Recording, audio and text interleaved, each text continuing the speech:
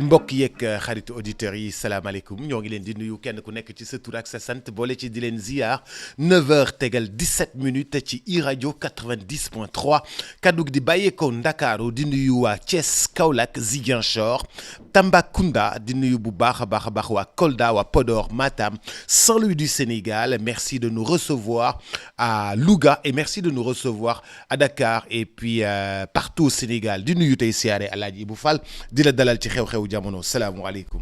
Boubs maa ngi lay nuyu di nuyu kilifa gone gi Kandji di nuyu auditeurs yeeg internautes yeeg téléspectateurs yi samay soppe jox leen junniy loxo yéen waa ñooñu. ñun waa 54. mooy 400 000 après ñu yokk ba 70% parce que ñoo gagné législative. ma jox leen ñetti catu baaraam. ñu jël amul benn problème. dañoo sportif nous sommes sportifs. Ah d'accord. mbaa yaa ngi am jàmm. Oui ça va impeccable. ça va naka yi tey. Ah waaw comme ñëpp rek.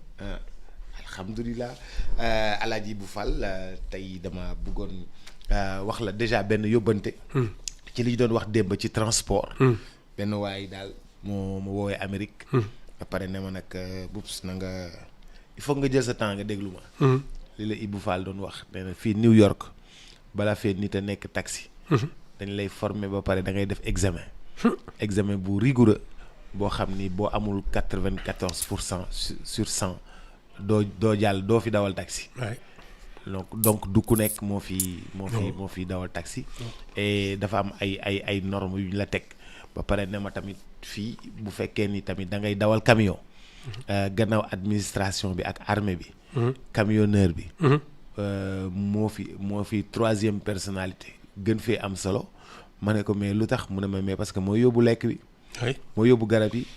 mooy yóbbu courrier yi. bien sûr mooy yóbbu lépp dañ koy fay ba pare respecté ko nag. waaye dañ ko sas ay délai fépp fu mu jëm. bu nee dina egg si 17h 17h10. pile. bu 17h10 bu fekkee ni yegsiwul 17h. marchandise yi boo moytuwul sax duñ ko laal bu ñu neexee ñu ne ko marchandise bi bëggatuñ ko. delloo nañ ko delloo leen ko foofu dafa mel ni loolu rigueur la de ak organisation. non mais Boubs tu sais. nee na day attéye wax yi nga doon wax démb. en fait xam nga dëkk. organisation moo ko yor ba pare une fois que ñu tëral ay règlement l'État la République dafa war a exercer son autorité ba nga xam ne kenn du ko wàcc et ñun c'est ça non seulement on est désorganisé mais tu as l'impression que l'autorité de l'État est à nu mu tudd géométrie variable am na ñoo xam ne dañ leen di teg ay daan ak yooyu sans pour autant voilà ak ñoo xam ne ils peuvent tout se permettre te dara du leen ci fekk or la République Boubs elle est au-dessus de tout le monde amul lenn luñ ko waroon négocier. Elle est au-dessus de tout le monde. Malheureusement à force de am nga rek fii naxante waaw kii dafa am ay nijaay kii dafa am ay bàjjen kii maamam kenn moo tax kenn mënu koo laal sama dëkkandoo la sama yëg maintenant. lii lay jur ba pare xam nga comme dafa mel ni ñi ci comme on dit néew doole mooy tooñ.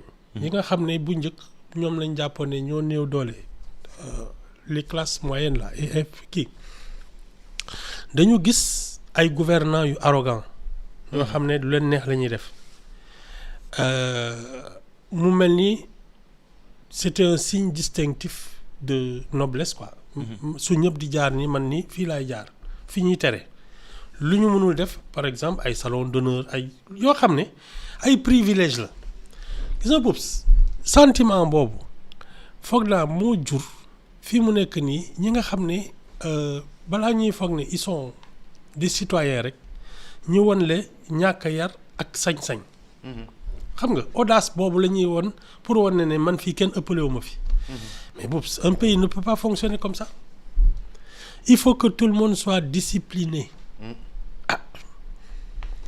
suñu yeggul foofu de bu yeboo ñu noppalu ko on ira nulle part liggéey sérieusement respecter toutes les règles ba pare ku ñëw bañ a changer ay constitution ay institution wàcc fii yéege fii daadel fii non ñun dañu foye suñuy institution ba pare nag y a une forme de laxisme à sélectif quoi am na ñoo xam ne leen neex la ñuy def am na ñoo xam ne may ñu leen dara c'est ça le problème.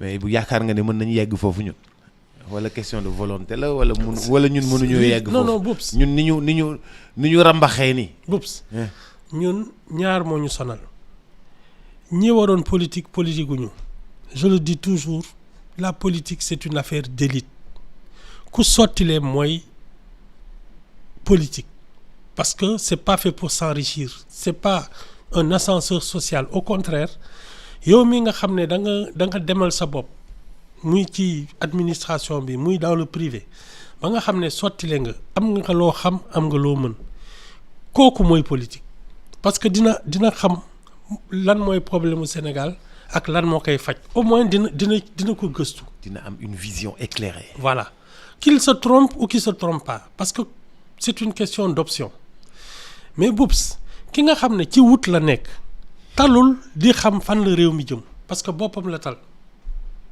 et donc ça c'est un premier problème c'est l'élite qui doit faire de la politique léegi nag su loolu weesoo ñun ci suñu bopp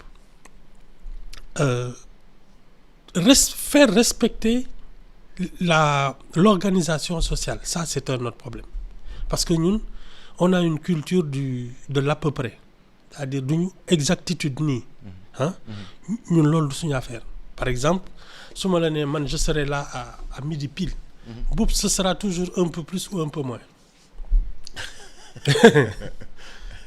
non du gis nga même su ñuy nettali benn affaire nii même notre vérité elle varie selon les circonstances waaw ñun ñu mel baaxul xaw ma ndax je sais pas si c'est dû à la culture orale xam nga ñun bind bi dafa xaw a yéex ñëw ci ñun parce que ñi nga xam ne ca seen jamono ay y a 1000 ans ay 1500 ans li ñu doon gis dañ ko bind xam nga Boubs li ñu bind du deñ mais ki nga xam ne day jottali nopp ak nopp gémmiñ ak nopp ay Boubs loolu garanti wu la da nga bëgg wax ni suñu tradition orale léeg-léeg dañ ci doon yokk wala ñu wàññi oui wala ñu rafetal waaw exactement c'est ça wala ñu ñaawal de temps en temps donc tu sais pas trop te dafa mel ni loolu dafa wàll lépp ci ñun suñu organisation sax Boubs da ngay dem ci benn koñ di seet benn affaire tu croises quelqu'un ne ko man fii laay seet su ko xamul du la ne xaw ma ko est-ce que du fii xëy na soo laajee demal boor bële xamuma duñ la ko wax ah non je sais pas non xaw ma je n'en ai aucune idée xaw ma duñ la ko wax non est-ce que du doo laaj ñale est-ce que du foog naa romb naa ko côté bi dafa mel ni non mais attends Ibu baal ma Ibu maa la doon laaj baal ma d'accord nu mu tuddati mais li mu wax ci livraison de marchandises yi bu ñëwulee à temps bu ñëwulee à temps tem ñu ne la delloo ko mais Boubs même dans les contrats commerciaux ay délais yooyu soo ko kiiyee soo moytul ñu ne duñ fay boo respecté wul délai bi duñu fay oui les quantités ak la qualité et les délais mais s'il y a un problème su leen neexee ñu ne duñ ko jël parce que ñun lii lañ la waxoon mais ñun fii xam nga fii dañuy kii rek non c'est pas grave waaw kii waaw côté yëmbal bi lañ jaar te bëri woon embouteillage je te jure damaa wéeri woon ba côté kër Momar Sarr damaa raté sortie bi je te jure au lieu nga dem déparé à l'avance nga xam ne tu viens même soo ñëwee 1 heure à l'avance gaareel toog di xaar ba heure bi jot mais doo def loolu da ngay bàyyi ba mu def 5 minutes nga départ dinaan nag waaye circulation bi dafa kii ak non ñun il nous faut revoir et quand je le dis Boubs je suis pour qu'on militarise la société bon pas di leen jàngal ay fetal ak yooyu mais gis nga discipline ak rigueur bi nekk ci armée il faut ñu surtout pour l'instruction civique ak yooyu il faut ñu jàngalaat ko nit ñi rigueur dëgg nga xam ne discipline suñ la ne lii ordre la dans la hiérarchie su chef bi ne lii nii lay demee ngeen defe ko noonu ce sont toutes ces choses-là qui nous manquent aujourd'hui. looloo tax ñi nekk militaire ñun ñu nekk civil bokkuñu ay yëf. mënuñu nekk au pas c'est une erreur c'est une erreur ñi nekk militaire ñi nekk civil. c'est une erreur ñun civil yi dañoo am suñuy comportement. je te donne un exemple. Dans une usine. nga xam ne à chaque dafa am chaîne. bu su ci kenn faussé chaîne bi liggéey bi yëpp yàqu. c'est exactement la même situation dans une société.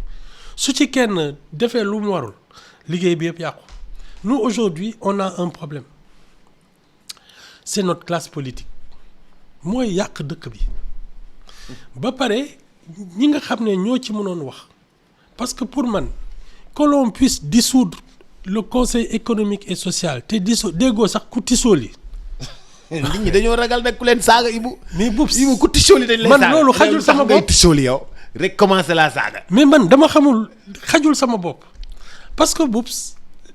da nga bëggoon au minimum noo xam nit yi débat sax tuuti moom. mais xam nga ñun fi mu nekk nii on est à la merci de la classe politique parce que assemblée nationale ak gouvernement ñoo fi am n'est-ce pas. mais qu'on ait au moins heureusement qu'il y a encore la magistrature mais qu'on ait au moins une institution apolitique boo xam ne day arbitrer ne lii kenn du ko fi def parce que c'est la clientèle politique ak yooyu mën na tax xam nga assemblée nationale tu as 130 députés mais tu peux faire n'importe quoi aux députés wala du loolu. Les gens ont toujours fait passer n'importe quoi parce qu'ils avaient une majorité mécanique ay loi Ezzan ay lu kenn xamul am na fi. loi Ezzan moo. ay amnistie ak yooyu mooy affaire Babacar Seye bi. bi ñu ne léegi ku tudd sax dee. Ils avaient une majorité mécanique. Mais bien sûr. Ils ont fait passer l'amnistie par la loi Ezzan. waaw. Hein? Assassinat d'un juge. C'est très grave. te ñun dañu war a am une institution réservée à la société civile aux gens de la vie active ñi xëy di gontu tey tabax dëkk bi au jour le jour war nañu am kàddu ci réew mi ne lii kenn du ko fi defee parce que ñun ñoo yor réew mi. patronat bi pourtant. Le patronat, les syndicats, les associations, les mouvements associatifs, même les confréries là, nga xam ne ce sont de fortes communautés. Mais boops ñooñu dañu war a am kàddu ci réew mi te conseil économique et social moo leen ko war a defal et que les gens n'est même pas branchés. Attends. mais Ibou nag réew mi nga xam ne ku branché ñu saaga la ba nga tooy. doo bàyyi ñëpp wàccee seen loxo rek. kon su ma bëggee jël congé nga naan ma war doo jël congé Ibou. c'est affaire. Ibou doo jël congé. ñii de jël nañu congé te kenn waxu leen dara. boo jëlee congé dañuy wéet. seen affaire la de ngeen débrouillé de.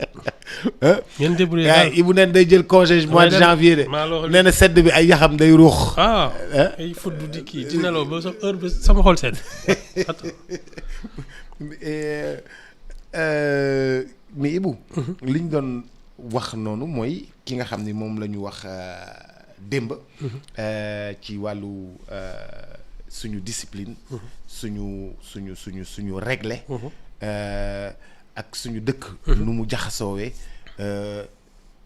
problème yooyu yëpp nga xam ne moom nga wax ni moom la ñuy am yow li nga ci gis mooy ñu militariser la société la militariser d'abord quand je dis militariser nag tout ku nekk parce que du ku nekk la ñuy jox fetal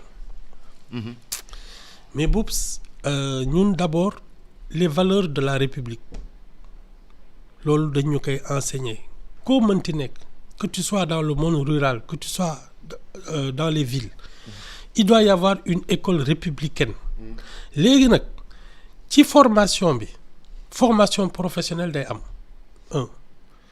mais ci li nga xam ne moom lañ les humanités ce qu'on appelle les humanités ñu ñëpp ko ci ñoo ko war a bokk parce que loolooy tax ñu ne ñu ñëpp sénégalais lañu ñoo yëgandoo ni àddina bi doxee ñoo yëgandoo li ñuy dund te bés bu dara xewee te nar a sànq réew mi ñun xam nañu suñu biir ñan lañu ça c'est important boops la deuxième chose c'est que dafa am pour man le service public l'administration les trois quarts ci école d'excellence te école ci man li may woowee école d'excellence c'est justement là où tu formes l'élite et ça pour man c'est le Prytanée militaire qui peut être le modèle. Reproduit. Ah oui. Reproduire Ah le oui, Prytanée militaire. exactement ça. Prytanée militaire au nord, Prytanée militaire au sud. Chaque département war na am. Non loolu duñ ko attan. Ah si. Si, au si. nord. 42. Au sud. Hein? 42. Non 42. yow déjà soo jëlee 9 prisons yi ngay kii def ko ay centre de formation 9 a ngi noonu mu des ñaata 30. Ibou bu paree da ngay fay jàngalekat yi xaaral rek Ibou. Non mais il y a des instructeurs. Non Boups. Il y a des instructeurs. Il y a des enseignants. Hein? Loolu moom du loolu mooy manqué. Ça c'est pas le problème. Parce que pour man jàng bi waratul dem ba nga am ay 30 ans di doog a seet lan ngay liggéeyee. Parce que quand les gens vont à l'école entre 3 mooy maternelle bi ak disons 16 ans mooy le premier brevet hein. Boups on fait des économies sur à peu près 14 ans de charge parce que xale yi li ci ëpp 14 15 16 ans war nañu am métier def seen service militaire ou seen service civique servir le pays apprendre à travailler seen apprentissage ñuy doog ay 18 ans 19 ans ils sont sur le marché ils sont dans la vie active Boups loolu kese ça t'enlève des charges à l'éducation nationale léegi nag ñi nga xam ne dañuy dem ba bac professionnel tam beneen kii lay nekk ay 18 ans 19 ans nga am sa métier commencer liggéey ah ñi nga xam ne nag ils sont dans la recherche dans les études supérieures dans ay ingénieurs ak yooyu ñooñu Boups ça doit être une infime minorité c'est ça l'élite et ça se prépare dès le berceau am na ñoo xam ne soo leen séenee suñu ne salaamaaleykum ci école bi da ngay xam ne kii mën na amal bopp dëkk bi njëriñ et ce sont ces gens-là qu'on doit former pour servir d'abord la République et le pays ñooñu waruñ dem ci privé bi ce sont les meilleurs qu'on doit mettre au service de la République mooy les médecins les noo tudd les enseignants l'administration du territoire ak yooyu ñooñu Boups il faut les militariser le transport public yooyu yëpp il faut les militariser. mais Ibou boo militariser transport public civil yi du ñu am liggéey de te civil yi. si civil yi ay. non de toute façon si tu décides de faire du transport xam nga fan ngay jaar su dee yow da nga bëgg nekk conducteur de bus wala yooyu xam nga fi ngay jaar soo bëggee nekk taximan parce que il faut des formations rigoureuses. Oups. C'est une question d'ordre public et de sécurité publique parce que soo joxee ko xam ne day dawal te il n'est pas conscient de ce qu'il fait Boups c'est un danger public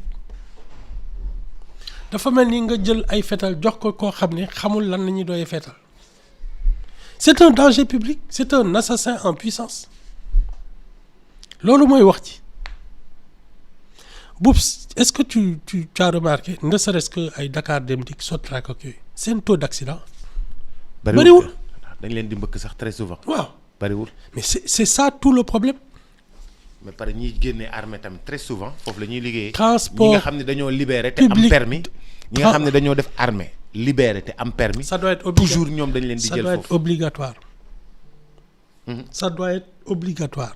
loolu moom Boups parce que ay bakkan ñooy rot c'est pas du chahut du affaire u ut xaalis parce que ki nga xam ne il fait du transport pour gagner de l'argent bokkul ak ki nga xam ne c'est une mission de service public wutul bénéfice nit ñi di dem di dellu si parce que c'est un droit de chaque citoyen en toute sécurité loolu mooy liggéeyam du affaire u kuy comporte.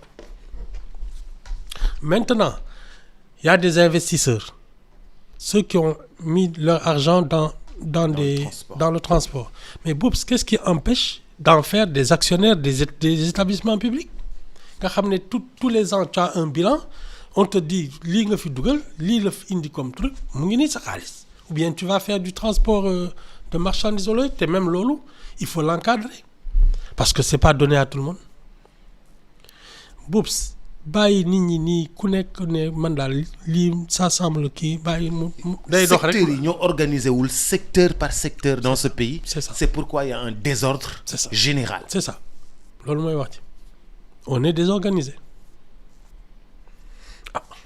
parce que soo xamul fan nga war a gaare fan nga war a stop imagine que tu as nu mu tudd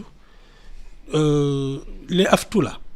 aftu yi tu as les car rapides. Ouais. tu as les Ndiaga Ndiaye. Ouais. tu as xawma les taxis les clando ak yooyu ku ci nekk fu la neex ngay gaare mais boubs comment tu veux que la circulation soit normale waxuma la nag seen ay arrêt yoo xam ne bokkuñu car rapide yu bleu jaune yi ak Ndiaga Ndiaye bokkuñu arrêt aftu yi bokkuñu arrêt ak ñoom Dakar Dem Dikk doog a yegsi comment tu veux que ñuy. bu fàtte ne charrette yi ci transport bi la bokk. mangook ñefal jat fàtte woon naa leen.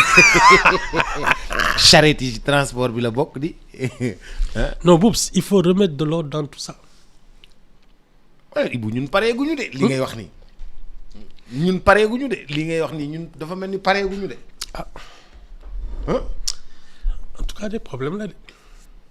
Tu sais même la santé parce que les histoires de santé là bon d'abord il faut mettre les gens dans parce que am na ci ay ak fonctionnaires yu bare yoo xam ne boubs amuñu fay benn njëriñ ay yenn ministères yi mais la santé il faut cette discipline d'abord les mettre dans d'excellentes conditions nga xam ne tu as envie de servir parce que tu es dans d'excellentes conditions yow soo ne dès que tu es médecin tu as fait le service militaire ak yooyu tu es logé et tu as un vrai salaire waxuma quand je te dis logé mooy pas loué ak yooyu de dañ lay wutal kër te xam ne tu vas servir jusqu'à ta retraite mais boubs yooyu ça se planifie parce que c'est loolu moo yor dëkk la santé l'éducation ñi nga xam ne ñoom ñoo nar a former suñuy njaboot soo ñuy faj boubs waruñ leen caaxaane il faut les mettre dans des conditions optimales nga xam ne l'élite va se dire man je serai enseignant wala je ferai partie du personnel soignant. Tunisiens yi marocains yi algériens yi ñoom ñëpp dañuy ñëw fii di jàng ci médecine. bien sûr. dellu seen dëkk ubbi ay clinique xaw ma nag nu ñu leen di defaree noonu ba ñu am seeni clinique waaye ñun bu ñu feebaree. foofu la ñuy foofu la ñuy dem faju ji. dañuy dem Maroc faju ji. baa ñu dem Tunisie faju ji. te ñoom fii la ñuy jàngee médecine. université Cheikh Anta Diop lañ koy jàngee. ñun bu ñu paree foofu la ñuy ñun dem faju ji ñun. Boubs xam nga dans les années 70 le fameux compte K2. C'était aussi fait pour ça. ubbi ay pharmacie ay clinique ak yooyu def nañ ko. il faut créer des champions. ne serait-ce que ça. il faut créer des champions. dañ leen di bàyyi ñu ñëw fii jàng si ñu ñëw foofu ñu ubbil leen ay clinique après ñun ku feebar da ngay gis ne ku fe damaa demoon Maroc faju ji. damaa demoon Maroc faju ji. tourisme médical Maroc faju ji. tourisme médical non. te pourtant fii lañ koy jàngee. médecine bi fii la nekk. la fac de médecine de Dakar foog naa c'est l'une des premières en Afrique. waaw fii la nekk moom koy njàng mi fii la nekk. ba pare nag boubs ñun nos gens là ils sont brillants. c'est que malheureusement l'organisation sociale fait que tu ne peux même pas t'épanouir dans ton métier. da ngay gis ñoo xam ne dañuy découragé te ñi nekk médecin ak yooyu mais saa yu ñu wàccee mel ni luy dépression sa kaw li ñuy daj. li ñuy daj hôpital la. waaw non c'est désespérant mais bon. fan yi syndicat yi jàngalekat yi dañoo xaw a yëngatu lu bare bare. dañu yëngatu. di kaas ni anglais bi nga xam ni moom lañ ci dugal kenn wundi fi ay prof anglais prof bi nga xam ni moom mooy jàngale ci classe bi. dañ koy bàyyi ba benn heure bi ñu ne ko jàngaleel anglais te moom jàngul anglais. suñu français sax dafa commencé taq suuf officiellement nii soo dégloo sama gars yi gis seen ay courrier yooyu il faut rester concentré. Notre instrument de travail c'est le français soo demee ba mokkal ko nga su la neexee nga def beneen langue ñun par exemple on avait 6e dañ doon commencer tu faisais l'anglais ou bien l'allemand ou l'arabe je crois amoon na mais anglais moom c'était quasiment obligatoire. comme deuxième langue. soo demoon ba 4e ñu yokkalaatal la ci voilà benn langue supplémentaire. am na ñoo xam ne nag je pense que les classes modernes ñoom dañ leen doon defal ay ay matières scientifiques ay physique chimie ak yooyu ils étaient plus ce qu'on appelait les classes modernes ou bien ñun les classes littéraires classiques amoon na ñi doon def arabe ak ñi doon def latin mais soo demoon ba 4e tu choisissais une deuxième langue man foog naa ne loolu moo ëpp jàmm parce que instituteur bi déjà pour mu jàngale. moom ci boppam maîtriser wul anglais bañ koy jàngalee. non mais et puis boops pour inculquer une culture générale à des élèves ba ay kii parce que di nga jàng science d'observation mooy SVT. di nga jàng histoire di nga jàng géographie di nga jàng instruction civique di nga jàng français boole ci. Tu as la grammaire, tu as la... Mathématiques, solutions, problèmes. Non, même en français, tu as la grammaire. L'orthographe. Et tu as les orthographes, grammaire. À qui nous... Conjugaison. Non, ni ñuy bind kii rédaction yooyu. Dissertation. Voilà. xam nga ñaar yooyu bokkul. pareegoo ci loolu nga jëm mat. tu fais de l'algèbre et de la géométrie. nga bëgg ci nag naan lañ ko jàngale en anglais. Mais attends. Déjà, pour am les bases de culture générale, hein, dans une langue ba nga maîtriser ko loolu pareegoo ci nga naan da ngay làkk anglais waaye lii lan la c'est mais Ibou anglais kat dafa maîtriser dafa rule the word l'anglais rule the word kat. mais yàkkamtiwul. da nga koy def benn par benn xam nga il faut pas insulter son histoire. Boops ñun nous sommes un pays francophone mu neex mu naqadi c'est comme ça léegi nag anglais bi. jàng ko c'est indispensable mais nag da ngay njëkk a maîtriser li nga xam ne c'est ça ton patrimoine parce que lii gars yi di bañ naan way souveraineté yooyu làkk tubaab bi sax on fait des complexes d'infériorité mais c'est une erreur. C'est notre premier instrument international léegi nag soo ko mokkalee tu peux aller chercher autre chose parce que bientôt tu vas avoir le chinois le mandarin. Chine mu ngi ñëw. On est obligé de commercer. L'hindou mu ngi ñëw. Attends, des puissances comme le Brésil, c'est le portugais. Non, il faut pas. Ñun on est francophone. Loolu c'est une base fondamentale. Soo ko bëggee weddi, tu remets toute la République en cause. Parce que même notre constitution est écrite en français. Le président de la République, il prête serment en français. Toute l'administration travaille sur le français leneen loo fi jéem da ngay nax sa bopp. mais Ibou li syndicat yi di agité wu mooy ñoom seen bopp jànguñu ni l'anglais ni la prononciation ils n'ont ni été formés pour ça après ils veulent jàngale ko. boobu lii daal j'ai l'impression que c'est une nu mu tudd. Les gens font semblant de réfléchir et de travailler. Semblant laa la wax de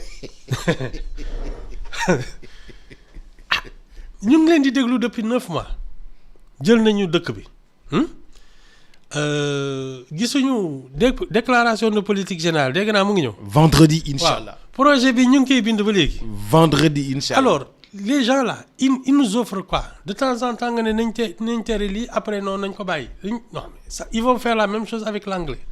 waaw nañ ko def après nga dóoraat marche arrière ne bon d'accord nañ def leneen ils font semblant de réfléchir et ils font semblant de travailler parce que ça c'est pas du travail boobu xam nga lan la gos yi gën a soxla. métier pas làkk anglais métier une compétence professionnelle loolu lañ soxla et tu as toute la vie devant toi pour apprendre l'anglais ça c'est pas un problème. Les gens ont besoin de savoir gagner leur vie et construire leur pays. mais Ibou anglais bi am na solo de man de bi ma demee coupe du monde. c'est un instrument de travail international. waaw et puis d'ailleurs sax nga mën a làkk anglais nga mën ko dégg mën ko comprendre mën ko wax. condition la woon pour FIFA mën laa jël pour nga mën a dem ci coupe du monde. bien sûr non man li ma la wax mooy affaire bi étape par étape la. c'est ça. C'est étape par étape. On ne réinvente pas la roue. Étape par étape. Ñun on a une nu mu tudd c'est une république francophone. C'est sur cette base-là que tout doit s'organiser. Léegi nag y a un instrument international de travail, c'est l'anglais. Mais war nañ ko boole ci éducation bi, mais boops dafa am lu nekk ak jotam. C'est tout. Quand plus tard tu te formes en finance, quand tu te formes en informatique, quand tu te formes en tout ce que tu Tu as veux. besoin d'anglais. Voilà. Si tu apprends l'anglais à partir de la 6e, te kafuloo soo yeggee université, tu dois pouvoir maîtriser la langue. Léegi nag quand tu fais des études supérieures bay nekk ay ingénieur ak ay kenn xamul lu soxla anglais, tu vas travailler en anglais. C'est comme l'allemand qui est aussi une langue où tu peux apprendre beaucoup de choses. Parce que allemand yi c'est une recherche ak seen patrimoine immatériel, il est important, jar na jàng. Mais il faut aussi commencer par le commencement. Parce que nag français bi tam tu peux pousser les études et les connaissances très loin dans le français. Wala du loolu. Ok. Jeex na. Les Sénégalais là qui font le tour du monde ñi ci bari c'est le français moom la ñuy làkk. Non ñi ils font semblant de réfléchir. syndicat yi daal teel nañoo jug taxaw daal di. En tout cas ça commence à faire beaucoup. C'est-à-dire que yow da ngay xëy bés joteeg nu mu tudd ñu doon baana yi. marchand ambulant yi. nga dóor marche arrière. nga joteeg fëgg jaay bi dóor marche arrière jaay gerte bi dóor marche arrière léegi yaa ngi bëgg a jàngale anglais léegi ñu xataraayu sa kaw nga dóor marche arrière non il va falloir qu'il nous explique ñoom fan nañ jëm. ça va venir. day leer de affaire bi yàgg day leer ci sa bopp nañ. dañu nekk di arranger affaire yi et tout ça quoi. Ibou pour terminer dernier chapitre ñii di Cour des comptes. ñuy xaar li nga xam ni moom moo di certification wu li nga xam ni moom moo di maanaam lépp loo xam ni da di chiffres yi nga xam ni moom la gouvernement ba la joxe woon ak kii bi ñu bëggee xaalis. dañoo dem FMI nañu dem leen ngeen certifier li nga xam ni moom moo di seen compte yi parce que li ngeen génnee li ñu yàgg jot ci ay comptes premier ministre bi nee na c'est faux donc allez refaire vos comptes boobu ba léegi ñu ngi xaar waroon na génn defe naa démb mais nee nañu vendredi incha allah. le 31. vendredi defe naa. non vendredi c'est la déclaration. La déclaration de politique générale. Foog naa le 31 foog naa ñoom le 31 décembre la ñuy publier compte yi. la ñuy publier compte yi. Il y a soit c'est certifié suñu compte yi ñu daan joxe baax na wala baaxul toute l'administration bi nga xam ne moo doon gérer loolu au ministère des finances tous dañu am loo xam ne loolu lañ doon def te loo xam ne naka su dul noonu la. ah waaw ñu déglu leen rek man daal. Oups. Ce qui n'aurait pas dû être un débat public. Mooy loolu. La Cour des comptes est là pour faire ça. On a des corps de contrôle boo xam ne régulièrement dañuy dugg ci administration beeg yooyu. Tu as une assemblée nationale qui est chargée de surveiller l'exécutif. Boops wax ji warul woon jëm kaw. C'était pas un débat à poser comme ça. ñëw wax ni directement ni suñuy compte baaxul. xam nga suñuy compte baaxul day fekk yow sa bopp nga def audit bi n'est-ce pas. waaw mais c'est que dañoo constater que ni compte yi. non. dañoo constater compte yi. non Boops auditeur. ki nga xam ne loolu la jàng audité. ay finances. cabinet d'audit. waaw ñooñu. wala inspection générale d'État ak ñooñu. nga xam ne dañuy ñëw dugg ci benn entreprise. mën nañ fa def weer. wala ñetti weer. pour xool virgule ba ku ne ñooñu suñu fa génnee ñoo ne fii kat y a un problème tu peux les croire n'est-ce pas. Si tu n'as pas audité toute l'administration.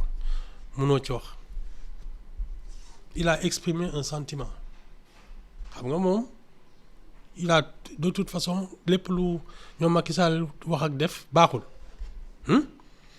foo xëy dënn mais man li ma xam c'est quand c'est le même principe que bi ñu rombee ay chantier yow tu as une direction de l'urbanisme balaa ngay am autorisation dinañu seet sa lépp say plan ki say autorisation say këyit ba banque bi dugal xaalisam xam nga banque fu mu dugal xaalisam dafay fekk mu wóor ko doo ko indil ay këyitu fla loolu yëpp am fi ba ñu lancer chantier yi nga romb rek ne nañ arrêté li yëpp ils ont parlé sous le coup de l'émotion c'est ça. waaw mais Ibou tamit dañ ne woon kii bi kenn waru fee tabax nu mu tuddati littoral bi. littoral bi fees na dell ak ay tabax c'est-à-dire que sur ce principe su doon loolu rek du ñu sax kii dañuy jël bulldozer yi mu déparé mooy promenade des Lions promenade des Lions waaw palais de justice waaw boole di yegsi nag ça c'est des histoires boubs ils ont xam nga c'est ce sentiment de xawma de revanche wala yooyu tu viens tu vois des trucs mais boubs il y a toute une chaîne boo xam ne quand les choses ne sont pas en règle du dem doo am financement doo am dara léegi nag étant donné que ñoom ils ont des soupçons mais Boubs lance des inspecteurs sur les chantiers au cas par cas su dee kii dafa amul ay kayit yu wóor ñu arrêté chantier bi su dee il a fraudé tu le traînes en justice xam nga ma la mais comme ça à vue d'œil même présomption d'innocence dafa am Boubs tu peux pas te réveiller et arrêter des chantiers ça fait 90 jours que les gens ne travaillent pas seen xaalis di yàqu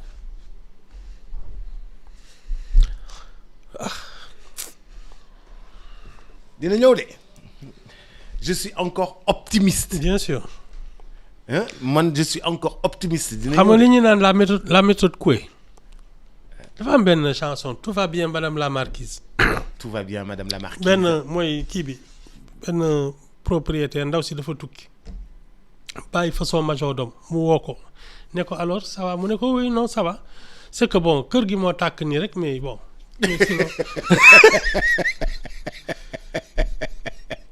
kër gi dafa tàkk mais ça va. oui mais ça va mu ne ko lan moo ko taal mu ne non c'est que sa jëkkër moo dégg ne amatu leen xaalis mu xaru bon dee na mais c'est pas grave. mais tout va bien. waaw. yow kii lu tax mu xaru ni kii am fuñ lu tax ñu kii mu ne ko non xam nga sa fas boobu nga xam ne moo doon gagné kii mu ne mais kookoo de mais tout va bien tout va bien. fas bi doon gagné Paris kër gi am xaalis. fas bi doon gagné Paris moo de kër gi am xaalis moo de mais tout va bien. waaw tout va bien léegi nag loolu la waa ji yëg xam ne il avait failli mu xaru léegi bi muy xaru xaw ma lan la def daal ba. taalaale kër gi bref mais tout va bien. mais bu rien ne va. si. sànq ba tey yaa ngi may naan mu ngi ñëw. non day ñëw. on est encore optimiste. je te dis. oui c'est bien. day ñëw incha allah dëgg de. bilaay. dina ñëw. léppay baax. je te dis. c'est un peu compliqué nii rek. waaw mais tout va bien. mais tout va bien. Ibou dañuy seetlu di ñu teg bët. di ñu sama xolu ki ñaan la. sama xolu ki ñaan mais dañu teg bët tellement. vraiment yow daal dañu ñoo teg bët quoi.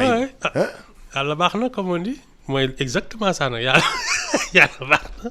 mais Ibou yàlla yaa ngi bëgg a dee. yàlla bu muy baax moom. waaw du tey. waaw ça dépend ci ñu mu baaxal rek. am na ñu mu baaxalul di ñi nga xam ne seen dara doxul munuñ la ne yàlla baax na moom. non xam nga dama mës a dugg ci benn taxi mu ne ko Sénégalais yi di su yàlla wàccoon bañ leen nuyu soo moytul duñ ko toppatoo mu ne ma ñun suñu dëkk mu ne ma xamoo sax li nga wax mu ne ma ñun suñu dëkk kii imam bi ak ki ñu jàpp ne mooy dof bi ci dëkk ba ñoo dend quoi donc de temps en temps dañuy toog ci benn banc seen bunti kër di waxtaan léegi naa imam bi ne ko waaye yow yàlla su wàccoon non waa ji moo ne imam bi su yàlla wàccoon looy def imam bi ne ko ah yii damay génn sama néeg kii jox ko xaw kii gan bu mënul gën rëy yàlla ak yooyu ba wax ba sonn léegi naa dof bi ne ko man de sama yat laa koy xaare parce que man la def dof ci dëkk bi mënu ma fi am jawr ma sama yat laa koy xaare ci dëkk bi voilà. Chacun ses problèmes moom ak ñi ngay gisee àddina c'est ça. imam bi da koy jox néegam. yat bi moom. dof bi moom yat la koy xaar. yot lay xaar parce que moo ko def dof. waaw moo ko def dof kenn joxu ko cër ci dëkk bi voilà mënu fee takk jabar mënu fee def dara donc moom daal waaw mënul ne yàlla daal baax na. Ibou tey le 24 décembre de. daawoon na xumb de heure yi. non xumbut de. lu tax. xaw ma de mais daawoon. rupture la rupture. Ibou tey le 24 décembre de rupture systémique.